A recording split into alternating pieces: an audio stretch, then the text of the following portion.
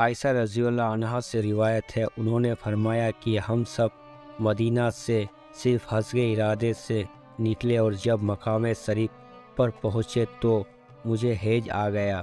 رسول اللہ صلی اللہ علیہ وسلم میرے پاس تشریف لائے تو میں رو رہی تھی۔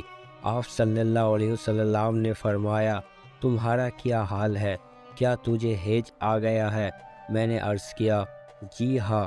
آپ نے فرمایا کہ یہ معاملہ تو اللہ تعالیٰ نے حضرت آدم علیہ السلام کی بیٹیوں پر لکھ دیا ہے، اسی لیے حاجیوں کے سب کام کرتی رہو، البتہ کعبہ کا طواف نہ کرنا۔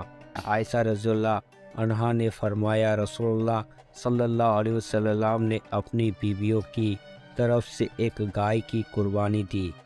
ام عطیہ رضی اللہ عنہا سے روایت ہے، انہوں نے فرمایا کہ ہمیں کسی مرنے والے پر 3 دن سے زیادہ غم کرنے کی مناہی کی جاتی تھی، مگر شوہر کے مرنے پر 4 مہینے 10 دن تک غم کا حکم تھا۔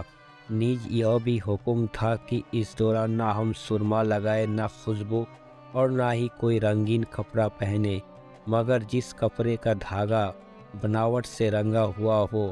البتہ حیض سے پاک ہوتے وقت یہ اجازت تھی کہ جب حیض کا غسل کرے تو تھوڑی سی خوشبو استعمال کر لے۔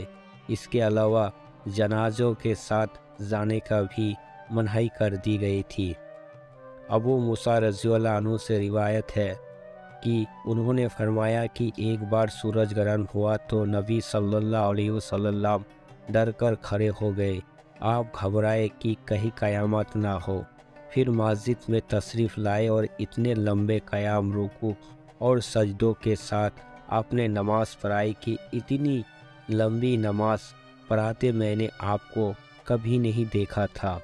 پھر آپ نے فرمایا کہ یہاں نشانیاں ہیں جو اللہ تعالیٰ اپنے بندوں کو ڈرانے کے لیے بھیجتا ہے، نیز یہ کسی کے مرنے جینے کی وجہ سے نہیں ہوتی، اسی لیے جب تم ایسا دیکھو تو اللہ کا ذکر کرو اور دعائیں اور بھی خوب کرو۔ عمران بن حسین رضی اللہ عنہ سے روایت ہے، انہوں نے بتایا کہ مجھے بواسیر تھی تو میں نے نبی صلی اللہ علیہ وسلم کی سے ایسی حالات میں نماز پڑھنے کے بارے میں پوچھا۔ آپ نے فرمایا کہ کھڑے ہو کر نماز پڑھو، اگر ایسا نہ ہو سکے تو بیٹھ کر، اگر یہ بھی نہ ہو سکے تو پہلو کے بل لیٹ کر نماز ادا کرو۔ ابو ذر رضی اللہ عنہ سے روایت ہے، انہوں نے کہا، رسول اللہ صلی اللہ علیہ وسلم نے فرمایا، میرے رب کی طرف سے میرے پاس ایک آنے والا آیا، اس نے مجھے خوشخبری دی کہ میری امت میں سے جو آدمی اس حالات میں مرے کہ وہ اللہ کے ساتھ کسی کو شریک نہ کرتا ہو تو وہ جنت میں داخل ہوگا۔ میں نے کہا، اگرچہ اس نے زنا اور چوری کی ہو؟ آپ نے فرمایا، ہاں، اگرچہ اس نے زنا کیا ہو اور چوری بھی کی ہو۔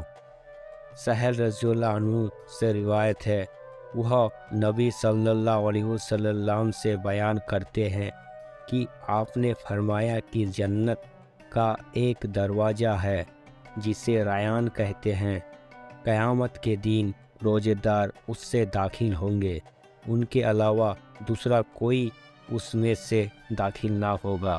آواز دی جائے گی، روزے دار کہاں ہے؟ تو وہ اٹھ کھڑے ہوں گے، ان کے سوا اور کوئی اس میں سے داخل نہیں ہوگا۔ جب وہ داخل ہو جائے گا تو اسے بند کر دیا جائے گا، کوئی اور اس میں سے داخل نہ ہوگا۔